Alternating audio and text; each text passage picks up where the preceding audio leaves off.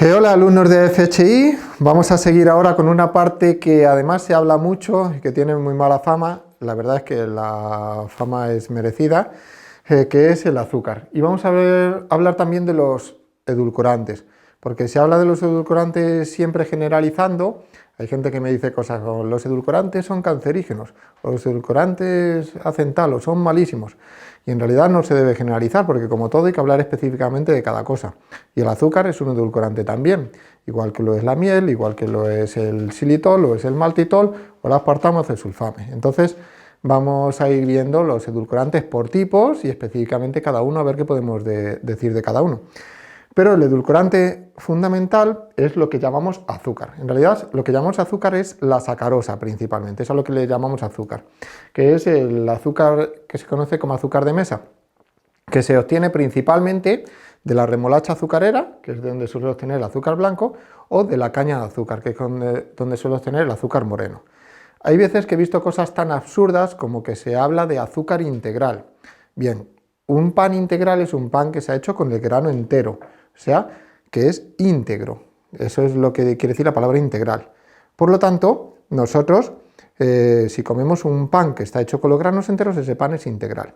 Bien, si nosotros de ese pan sacáramos el almidón, no podríamos decir que eso es almidón integral, no, es una parte que hemos sacado de ahí. Por lo tanto, si nosotros sacamos el azúcar de una caña, no podemos decir que ese azúcar es integral. ¿Por qué? ¿Porque es marrón igual que el pan integral, que también es marrón? No, eso es absurdo, sino que es un compuesto que se ha extraído por refinamiento, además un proceso de refinado bastante complejo para aislar la sacarosa de la caña. ¿Por qué es marrón? Porque al sacarlo de la caña quedan impregnados algunos restos de melaza de la caña que le dan, digamos que una suciedad, es que no está puro, que hay unos restos, una suciedad, que pueden ser en torno al 1%. Quiere decir que si hay 1% y el 99% es azúcar, eso es azúcar y ya está, y nada de integral. Entonces da lo mismo que el azúcar sea moreno o sea blanco. Y esto incluye también, por ejemplo, a la panela. La panela, que se usa mucho en Latinoamérica, es precisamente una piedra de azúcar. La única diferencia entre el azúcar en polvo y la panela es que la panela está aglomerada, ese azúcar está formando pues, como un bloque. Igual que un azucarillo está formado por una cantidad de azúcar. Una panela sería como un azucarillo muy grande hecho con azúcar de caña, pero al fin y al cabo es lo mismo. Y hay que tener en cuenta que hay otros endulzantes que también contienen sacarosa, el mismo azúcar. Por ejemplo, el sirope de arce, no el de ágave, que se lleva a un compuesto que es la inulina y muy beneficioso, como vamos a ver, sino el sirope de arce. Se utiliza mucho en una dieta que se llama la dieta del sirope de arce. ¿Qué consiste esa dieta? En que no comes nada durante una semana y lo único que haces es tomar agua con sirope de arce, que es tomar agua con azúcar. ¿Para qué? Para que pues, el cerebro siga funcionando. Pero los demás nutrientes, de donde se obtienen la vitamina, los minerales, etcétera, pues prácticamente no se obtienen. Entonces, hay que evitar ante todo las dietas milagro, las dietas que te prometen que vas a adelgazar muy deprisa, en poco tiempo, y que quitan grupos de alimentos o son hipocalóricas, con muy pocas calorías y muy escasas en nutrientes. Hay que huir de esto porque lo que hay que hacer es aprender a comer. Y lo que se trata es de comer bien, no de hacer trucos y técnicas, etcétera, y hacer la dieta tal o la dieta cual. Yo siempre le llamo a las dietas milagro, les llamo las dietas con nombre, porque todas llevan un nombre, y el nombre según lo que le han quitado. Así que y esto incluye tipos de dietas o técnicas de dietas como puede ser, por ejemplo, la dieta de la zona o la dieta del ayuno intermitente o la dieta paleo, la dieta vegana, etc. Así que cada vez que una dieta lleva un nombre es que algo la ha quitado. Entonces lo que se trata es aprender a comer de todo, pero la forma óptima y correcta de cada alimento. Por ejemplo, pues podemos comer verduras y de esas verduras evitar las espinacas, la remolacha o las acelgas porque tienen ácido sálico, pero sí comemos verduras. Por ejemplo, pues tomar lácteos, pero no tomar, por ejemplo, leche condensada porque está hecha con azúcar. Y podemos tomar las legumbres, pero esas legumbres hay que cocinarlas bien para eliminar los inhibidores de tripsina y las leptinas que he mencionado antes.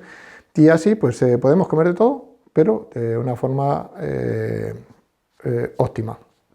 Bien, pues en el caso del azúcar, tenemos que intentar no tomar una cantidad de azúcar o de alimentos que eleven mucho la glucemia en sangre, porque un exceso de azúcar en sangre, de glucosa, va a hacer que nuestro cuerpo lo rechace. Es lo que se llama la resistencia a la insulina. Cuando las células están saturadas y no pueden procesar más glucosa, esas intenta que esa glucosa ya no entre. La insulina, como hemos visto al ver las hormonas anabólicas, es una llave que abre la puerta de las células para que entren distintos nutrientes, entre ellos los aminoácidos o la glucosa. Bien, pues si nosotros no podemos captar más glucosa, se dice que tenemos resistencia a la insulina. En realidad es casi que una resistencia a la glucosa, porque los aminoácidos y otros compuestos que mete la insulina a la célula siguen entrando, pero no la glucosa. Entonces la glucosa aumenta mucho en sangre y esa glucosa se tiene que meter en los adipocitos, en las células grasas, formando triglicéridos. Tenemos una enzima en los adipocitos de las células grasas que convierte la glucosa en triglicéridos, o sea, en grasa, y se acumula como grasa. De hecho, la diabetes, que es la enfermedad que se produce cuando tenemos una alta resistencia a la insulina, está relacionada con inflamación y sobrepeso. El 80% prácticamente, creo que el 80% de las personas con diabetes tipo 2, que es la que se produce cuando sí tenemos insulina, pero esta no funciona adecuadamente, entonces se encuentra sobre todo en personas con sobrepeso, en personas que ya no pueden acumular más, no da más abasto para procesar la glucosa. Precisamente este exceso de glucosa al final lo que se hace es eliminar en la orina. La palabra diabetes viene creo que es del griego y significa orina dulce. Es el significado etimológico de la palabra, que es porque el exceso de glucosa al final sale en la orina y al final la orina pues sabe a azúcar. Bien, pues vamos a ver un poco los distintos edulcorantes y las distintas opciones que tenemos para endulzar. Ya que, por ejemplo, he hablado del xilitol cuando he hablado de la salud cardiovascular y la salud de los dientes, que al final, al cabo, es otra cosa que también es importante para retrasar el envejecimiento, cuidar también nuestros dientes. Cuando hablé de huesos, pues precisamente también se incluyen los dientes, que es, digamos, que un hueso un poquito especial. Como hay muchos edulcorantes, pues los voy a dividir en tres grupos, que son los edulcorantes de alto índice glucémico, o sea, edulcorantes calóricos y acalóricos, o sea, que proporcionan energía y que no proporcionan energía. Y dentro de los que proporcionan energía están los de alto índice glucémico, o sea, que suben la glucosa en sangre, y los de bajo índice glucémico, que suben poco la glucosa en sangre, y luego los acalóricos, que son los que no afectan a la glucosa en sangre, ¿no? Bien. Bueno, pues dentro de los de alto índice glucémico, pues tenemos el azúcar que hemos hablado, que tiene un índice glucémico alto. Pero también tenemos lo que es la glucosa. Precisamente esta es la que se toma referencia en las tablas para definir el índice glucémico. En las tablas, cuando se dice, por ejemplo, que el azúcar tiene un índice glucémico 72, lo que quiere decir que eleva la glucosa un 72% de lo que lo eleva la glucosa pura. Bien, pues resulta que hay un azúcar que curiosamente eleva la glucosa más que la glucosa pura. Entonces, cuando se hizo la tabla para medir el índice glucémico, pues le dio un valor de 100 a la glucosa y a partir de ahí se asignan los demás valores. Pero luego se comprobó que la maltosa, que es un azúcar formado por dos glucosas unidas entre sí, cuando se toma tiene un índice glucémico de 110. Y la maltodestrina, que está formado por pocos azúcares de glucosa, tiene un índice glucémico de 105. Entonces tenemos que estos dos tienen un índice glucémico más alto aún que la glucosa pura y mucho más que el azúcar de mesa. ¿Dónde se encuentra la maltosa? Como dije, se produce al maltear la cebada o al maltear un cereal para producir la cerveza, para luego ese azúcar lo fermenten las levaduras y produzcan el alcohol. Por lo tanto, hay que tener cuidado con la cerveza. Un exceso, digamos que picos de glucosa, van haciendo que nuestro sistema del control de los niveles de glucosa vaya oscilando. Sube la glucosa mucho, se produce insulina para que baje, baja mucho y se produce glucagón para que suba y al final tenemos así. Entonces lo que hay que hacer es que la gráfica sea lo más suave posible.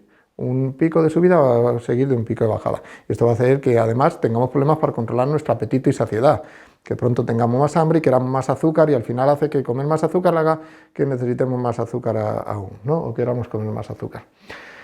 Hay un compuesto que se usa ahora mucho en las bebidas, sobre todo en las bebidas o refrescos, que es el sirope de glucosa fructosa, porque resulta que para obtener grandes cantidades salía mejor hidrolizar otros compuestos de almidón, como es por ejemplo el almidón de maíz, hidrolizarlo y separarlo de las glucosas que tienen, y entonces podemos obtener de ahí azúcares simples. Entonces, Esto se usa mucho en bebidas pues como puede ser la Coca-Cola, Fanta, etcétera, o se usa en otros refrescos gaseosos y como endulzante, y esto tiene un índice glucémico muy alto, más alto que el azúcar. Entonces, estos hay que evitarlo pues para evitar lo que es la diabetes. Pero es que también cuando se mantienen niveles de glucosa altos en sangre, como mencioné al principio, esto puede producir lo que se llama la glicosidación de las proteínas. Es como que ese azúcar, vamos a ver, que es pegajoso y se une a otras moléculas y forma otras moléculas que están azucaradas. Por ejemplo, si alguien quiere hacer un análisis para ver cómo ha tenido la glucosa en los últimos meses, no le vale pues un análisis en el que solo se mida la glucosa en ese momento, porque eso se mide la glucosa que hay en un momento, en un punto concreto, en un momento concreto. Pero esa glucosa puede ser al levantarse más baja, al comer más alta, etc. Entonces, para saber cómo es la media, lo que se mide es una proteína precisamente que se llama la hemoglobina glicosilada, que es hemoglobina que se ha unido a azúcar y cuanto más altos sean los niveles, quiere decir que has tenido la glucosa alta durante más tiempo en los últimos meses, los últimos 3 a 6 meses. Y también la fructosamina, otra molécula que también está glicosilada y que también indica a lo mejor cómo ha estado la glucosa en las últimas 2 semanas aproximadamente. Así que, bueno, pues si precisamente medimos las proteínas glicosiladas para ver cómo ha estado la glucosa últimamente, quiere decir que la glucosa está glicosilando o se está uniendo a las proteínas. Y esto pues también puede afectar a nuestras células y a acelerar pues el envejecimiento de nuestras arterias, por ejemplo. Esto afecta mucho a nivel arterial. Estamos hablando precisamente de medir unas proteínas que están glicosiladas dentro de la sangre, ¿no? Como la hemoglobina. Entonces, bueno, pues hay que evitar esto para encima evitar la resistencia a la insulina. La diabetes siempre está asociada a la edad. Se sabe que la diabetes tipo 1, que es la que no se produce insulina porque se daña el páncreas, las células del páncreas que producen esta insulina, pues se suele producir en niños o personas jóvenes y suele ser por una infección vírica o puede ser por una enfermedad autoinmune o una intolerancia al gluten. La intolerancia al gluten puede producir una respuesta inmunitaria que dañe nuestro propio páncreas. Pero esto no tiene que ver con la edad, con el tiempo, sino que es un trauma del páncreas en un momento concreto. Pero a largo plazo, cuanto más tiempo estemos comiendo azúcar, almidón y cosas que tengan mucha carga glucémica y mucho índice glucémico, pues más nuestro cuerpo va a ir presentando resistencia contra ello, resistencia, hasta que al final no podamos procesarlo y los niveles se disparen. Entonces, cuando se hace un análisis, normalmente pues se suele decir que si en ayunas tienes un nivel de glucosa por encima de 110, es que tienes prediabetes, y ya por encima de 130, pues ya se considera diabetes. Pero, como siempre digo, hay que utilizar la alimentación de forma preventiva. Lo que queremos es evitar el envejecimiento, retrasar el envejecimiento, no curar lo que ya se ha hecho, porque eso pues prácticamente no es posible, o por lo menos en un grado amplio. Entonces, pues lo que hay que evitar es que lleguemos a ser diabéticos. Para eso hay que cuidar lo que comemos, evitar alimentos con alto índice glucémico, estar evitando echar azúcar y comer todo con azúcar, con sirope de glucosa fructosa o con estos edulcorantes de alto índice glucémico, y comer los carbohidratos que necesitamos. En realidad los carbohidratos para un deportista son fundamentales para el rendimiento y tienen que comer muchos carbohidratos para rendir bien. Está comprobado que un consumo de más de 6 gramos por kilo de peso corporal de carbohidratos en un deportista mejora el rendimiento. Pero el sedentarismo pues va a hacer que utilicemos menos glucosa y también va a hacer que, nuevamente, que tengamos mayor riesgo de diabetes. Entonces, no solo hay que evitar comer un exceso de azúcar y de almidón, que al final se van a convertir en glucosa, sino aumentar el ejercicio para utilizarlo. Dedicaré un tema además dedicado solo al ejercicio y cómo el ejercicio influye en todas las facetas de nuestra salud. Bien, luego tenemos otros que son más recomendables, que son los de bajo índice glucémico, que son edulcorantes que no afectan tanto a la glucosa en sangre. Uno que recomiendo mucho, y sobre todo cuando veamos el tema de la microbiota intestinal, es la inulina, que se encuentra principalmente en el sirope de ágave. Recordad que era el sirope de arce el que tenía azúcar, pero el sirope de agave está formado de inulina. La inulina está formada por la unión de muchas moléculas perdón, muchas moléculas de fructosa, un azúcar simple que se encuentra mucho en la fruta.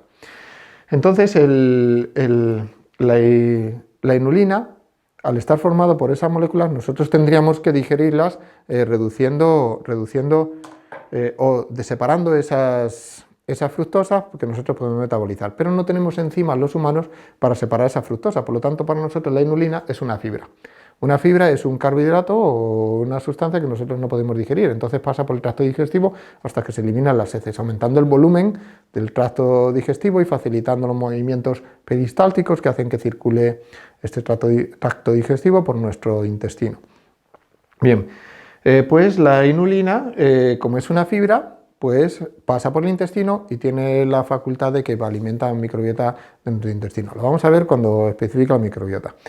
Pero al no digerirse, pues su índice glucémico es bajo. Solo algunas fructosas se separan por los ácidos del estómago, pasan a la sangre, eso se metaboliza en el hígado libera glucosa a partir de esa fructosa y tenemos algo de glucosa en sangre, pero muy bajo, por lo tanto apenas elevan un nivel de glucosa. Otro es la fructosa. Este es el azúcar principal que se encuentra en la fruta, de ahí el nombre de fructosa, que viene de la palabra fruta, y es un azúcar que se tiene que metabolizar primero en el hígado y se convierte en glucosa, se convierte en glucógeno para almacenar glucógeno hepático, y una parte pequeña del menos del 4% se transforma en triglicéridos, digamos en grasa, y bueno, pues tiene un índice glucémico bajo, un índice glucémico de 40, es una escala de 0 a 100. ¿Dónde se encuentra también mucho la fructosa? Se encuentra también en la miel. El 40% de la miel es fructosa, pero la miel es una combinación de distintos azúcares, como puede ser fructosa, glucosa, maltosa, sacarosa. Entonces, la miel tiene un índice glucémico alto porque, a pesar de tener unos azúcares como la fructosa, que es un 40% de bajo índice glucémico, el otro 60% está formado por azúcares de alto índice glucémico, ¿no? Pero bueno, la miel tiene algunas otras propiedades y pues como todo carbohidrato de alto índice glucémico, pues hay que moderarlo o tomarlo en los momentos adecuados, por ejemplo, antes de hacer ejercicio o durante el ejercicio. Yo recomiendo a los deportistas, por ejemplo, que lleven agua con miel y otros compuestos para hidratarse durante el ejercicio, es lo que llevan esta agua con miel y otros compuestos que tengo diseñada para los deportistas para beber, pues les proporciona azúcares durante el ejercicio. Pero ahí sí los estamos metabolizando y utilizando. No es lo mismo inflarse a miel cuando vas a ver una película en el sofá. Entonces, pues hay que también comer los carbohidratos y elegirlos según el momento del día. También, por ejemplo, por el desayuno, pues también es interesante. El desayuno, cuando está la glucosa baja, pues el que tengas carbohidratos de más alto índice glucémico, como pueden ser los cereales o la miel, pues pueden ser también interesantes en un desayuno, sobre todo una persona que tenga una buena actividad física, y tanto física y mental, porque el cerebro consume el 25% aproximadamente de la glucosa que consume todo el cuerpo humano. El cerebro es el órgano que más azúcar consume en proporción, más que cualquier músculo, pero también cuando está activo. Disminuye mucho el consumo de glucosa del cerebro según si estamos inactivos o más activos. Entonces, para un estudiante, por ejemplo, que es un momento en el que el uso del cerebro es muy importante, pues su consumo de glucosa por parte del cerebro puede aumentar muchísimas veces, no sé si eran 20 veces más. Entonces, esto hay que tenerlo en cuenta también para los estudiantes o las personas que tengan un trabajo que sea más mental, ¿sabes? Como puede ser un matemático, un profesor o un ingeniero, un arquitecto que tenga que hacer cálculos, estructuras, etcétera, pues hay que tenerlo en cuenta a la hora de hacer la dieta. Bien, otro compuesto son los polialcoholes, como el azúcar de abedul, que he hablado que tiene xilitol, que he mencionado que esto era beneficioso porque reducía la microbiota bucal, la que produce los ácidos que hacen caries en los dientes. El maltitol, que he mencionado también, que se utiliza en España por lo menos, o en otros países, se utiliza mucho en productos dulces procesados, como puede ser el chocolate sin azúcar o los turrones sin azúcar, por ejemplo, también suelen usar maltitol. Y lo que tienen los polialcoholes, como he dicho, es que no se digieren bien, no se absorben bien, mejor dicho, no que no se digieran, sino que no se absorben bien, y la microbiota intestinal puede actuar sobre ellos y un exceso puede producir gases o diarrea. Pero en cantidades moderadas puede ser beneficioso porque además es un probiótico, actúa sobre la microbiota. Lo veremos cuando hablemos del tema de la microbiota intestinal, algo muy importante para la salud. Y otros compuestos con el sorbitol, isomalta, pues se puede encontrar en distintos compuestos. Por ejemplo, el sorbitol es, aunque se encuentra naturalmente, porque estos son edulcorantes que son naturales, se encuentra en la manzana, por ejemplo, tiene sorbitol, igual que el abedul tiene xilitol. Pues también se utiliza mucho como edulcorante para los chicles sin azúcar. Antiguamente los primeros chicles sin azúcar tenían básicamente sorbitol, luego ahí fueron incluyendo otros edulcorantes y ahora lo que hacen es mezclar un montón de edulcorantes distintos. Un chicle sin azúcar puede tener edulcorantes acalóricos, como vamos a ver, edulcorantes de polialcoholes, etc. Entonces puede tener xilitol, puede tener maltitol, puede tener sorbitol y puede tener acesulfame, aspartame, etc. Normalmente lo que combinan es muchos edulcorantes para que dure, porque si no el chicle, pues en cuanto le des 2 mordiscos, pues ya se ha perdido el sabor. Entonces, pues hace una buena combinación de muchos edulcorantes para hacer que vaya manteniendo el dulzor. Bien, pues tenemos que estos producen calorías, producen energía, pero de una forma, digamos, más dosificada, no con picos bruscos de glucosa. Y luego tenemos edulcorantes, que son edulcorantes químicos que sí activan las papilas gustativas que detectan el dulce, pero no proporcionan energía, no son un nutriente, que son los acalóricos.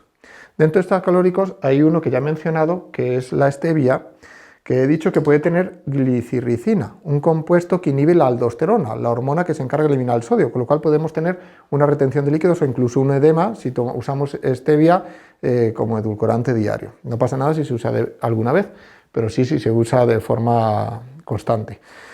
Pero también hay un par de estudios, uno muy antiguo y otro no tan antiguo, más reciente, en lo que se ha comprobado que la stevia puede afectar a la fertilidad. Los estudios han sido hechos con animales, no con humanos, y se ha comprobado que hay un déficit o una disminución de la fertilidad, que al parecer afecta a la calidad de los espermatozoides y afecta a la testosterona. Hemos visto que la testosterona es una hormona anabólica, que además en las mujeres es muy escasa, que es importante para mantener la masa muscular y que se pierde bastante con la edad. Entonces, igual que recomendé no tomar alimentos con fitoestrógenos, que podían afectar a la testosterona, como era la cerveza o la soja, el hinojo y también el lino o linaza, pues también la stevia es otra cosa que habría que eliminar por este mismo motivo. Así que bueno, pues un edulcorante que no recomiendo. Luego hay otros edulcorantes que tienen muy mala fama, que son el acesulfamo y el aspartamo, que se habla que si son cancerígenos, que si producen ciertas enfermedades, pero en realidad todos estos estudios están controlados y hay unos controles de qué cantidad de edulcorante se puede utilizar.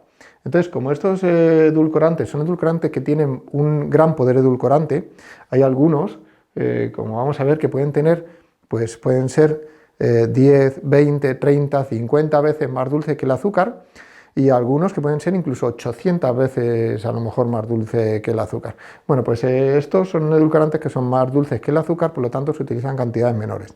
Entonces, si se ha hecho en estudios en los que se ha hecho dosis muy altas, muy altas, muy altas, muy altas, hasta ver cuándo se produce algún problema en la salud, ¿no? Cuando se ha hecho pruebas testeadas en animales.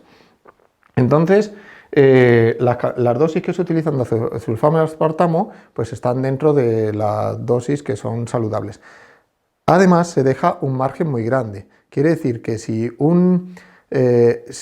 Sanidad recomienda una dosis máxima de un edulcorante, quiere decir que se ha detectado un problema de salud cuando se toman cantidades 10 veces superiores. Quiere decir que si se detecta un problema en la salud con una dosis, se recomienda una dosis 10 veces inferior como máxima admitida o tolerable. Con lo cual el margen de seguridad es muy amplio y son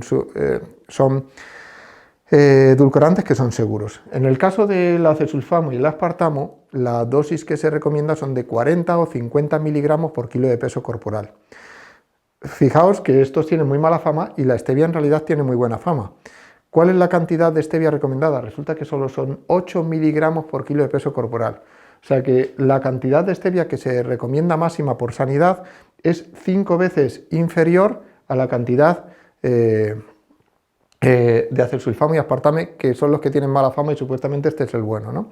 Así que cuidado con lo que se hace y se lo recomienda por ahí. Además, tampoco vale lo de que una cosa sea natural o sea artificial, etcétera, porque el azúcar, como hemos visto, se produce en la remolacha y y en la caña, por lo tanto es natural, tan natural como la stevia que se saca de la planta de stevia. En realidad el edulcorante de la stevia son los glucósidos de esteviol, o glucósidos que tienen ese poder edulcorante. Así que, bueno, pues no es tan problemático el tomar estos edulcorantes siempre que sean en dosis adecuadas. Lo que pasa es que a la hora de edulcorar yo siempre recomiendo ciertos edulcorantes como puede ser la inulina, y no usar aspartamo para edulcorar, porque habiendo edulcorantes mejores, pues ¿por qué vas a usar otros que a lo mejor sean peores? Pero no pasa nada porque un compuesto tenga aspartamo.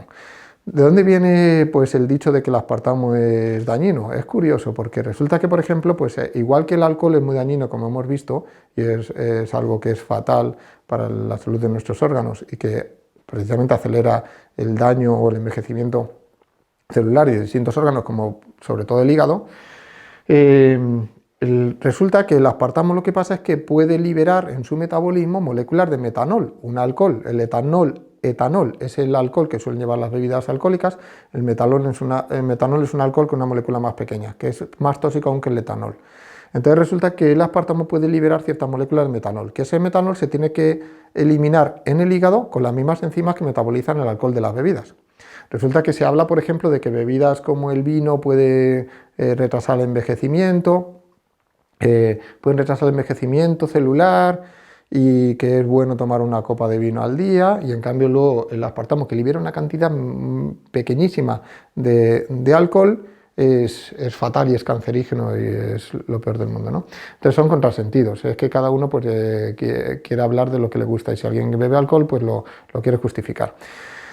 Por lo tanto, pues voy a aprovechar para hablar de también un falso mito, que es este de que una copa de alcohol, una copa de vino, etcétera, es bueno para la circulación y que retrasa el envejecimiento. Esto viene por culpa de un científico. Hay veces que muchos mitos se ocasionan por las cosas que dice uno y no tienen ninguna base científica, pero esto resulta que sí que tiene una base científica, lo que pasa es que manipulada. Hay un científico que se llama Deepak Das, que investiga en una universidad de Estados Unidos, que resulta que fue condenado porque falsificó más de 140 estudios en los que relacionaba el resveratrol con una reducción del envejecimiento celular. Y decía que este compuesto que tiene la uva, pues reducía el envejecimiento, era muy antioxidante, es verdad que es antioxidante, y que pues, producían beneficio cardiovascular, etcétera, ¿no? Entonces resulta que esos estudios estaban manipulados, se publicaron, etcétera. Cuando se descubrió que los había falsificado, le condenaron, le despidieron de la universidad donde trabajaba, y la universidad en la que trabajaba tuvo que devolver más de $700.000 al gobierno de Estados Unidos por las subvenciones que había recibido para realizar dichos estudios. ¿Qué pasó? Que eso de que la copita de vino es buena para la salud, pues corrió como la pólvora. Enseguida todos los medios se hicieron eco y todo el mundo ha oído alguna vez eso de que la copita de vino o el alcohol es bueno para la circulación, etc. Pero los estudios que decían eso estaban falsificados, eso apenas se ha trascendido. Hay que buscarlo mucho para encontrar alguna referencia en la prensa, porque muchas veces las noticias ven las noticias que a la gente le gusta oír. Y esto pasa mucho con el tema de alimentación, que una noticia, un descubrimiento sobre algo, pues o que es alarmista, corre mucho la voz, y luego cuando se comprueba que es falso apenas se conoce, apenas trasciende. Entonces no, el alcohol no tiene esa propiedad, no es bueno para la circulación, no es anticancerígeno, como también se ha dicho, sino que precisamente el alcohol es un cancerígeno comprobado y reconocido, aumenta el daño cardiovascular, y aumenta el daño en el hígado, el daño en el riñón, y afecta enormemente a la fertilidad, por ejemplo. Así que, y sobre todo es muy dañino para el cerebro. Digamos que el hígado y el cerebro son los dos órganos que más se ven afectados por el tema del alcohol. Así que es algo que hay que evitar si queremos cuidar nuestro organismo. Bien, y también pues hay otro que es la sucralosa. La sucralosa es como 600, 800 veces más dulce que el azúcar, con lo cual usamos cantidades muy pequeñas. Y la sucralosa es inerte, quiere decir que tal como entra, sale. Si tal como entra, sale, si en la orina sale sucralosa, quiere decir que no se ha metabolizado. Y si no ha metabolizado, quiere decir que no ha tenido ningún efecto en nuestro organismo. O sea, ha pasado de largo y ha salido. Por lo tanto, no va a producir ningún daño en ningún órgano porque no se está metabolizando, ni transformando, ni está actuando. Es inerte, digamos. Y además, como es 600 o 800 veces más dulce que el azúcar, se utiliza 600 o 800 veces menos. Por lo tanto, la dosis que vamos a tomar es pequeñísima. La sucralosa es un edulcorante que se obtiene a partir de la glucosa, a la que se le cambian 3 átomos, se le cambian por 3 átomos de cloro, y eso hace que sus propiedades cambien enormemente, aunque es muy parecido a un azúcar, a una glucosa, pero está modificado. Y esa modificación pues, le hace que tenga un poder edulcorante mayor y que no se pueda metabolizar. Y luego hay otro que también tiene muy mala fama, que es la sacarina. Anda que no me han dicho veces si la sacarina es cancerígena. Pues esto viene por lo mismo que ha pasado con otros estudios, que en unas ratas, en un experimento se les dio dosis de sacarina cada vez más altas, a ver cuándo llegaba a producir un daño. Entonces, en ratas que tomaban cantidad de sacarina, que en proporción a nuestro peso sería de tomarnos un montón de gramos de sacarina, cuando la sacarina, como tiene un poder edulcorante bastante mayor que el azúcar, se toma en cantidades muy pequeñas. Ya sabéis cómo son las pastillitas de sacarina, son pequeñísimas, son más pequeñas que una lenteja. Entonces, pues las dosis que tomamos es muy lejos de eso. Pero, ¿qué pasó con estas ratas? ¿Les produjo verdaderamente un cáncer la sacarina? No. Tuvieron un mayor índice de cáncer de vejiga porque tantísima sacarina que el riñón tenía que eliminar producía una disminución del pH, o sea, un aumento de la acidez de la orina. Entonces, esta orina tan ácida dañaba las células de la vejiga, que a su vez hacía que un elemento que fuese cancerígeno distinto a la sacarina llegase a esas células dañadas, llegase a su ADN y lo mutase y produciría una mutación que producía un cáncer. Una sustancia cancerígena cuando es mutagénica, o sea, que produce una mutación en el ADN.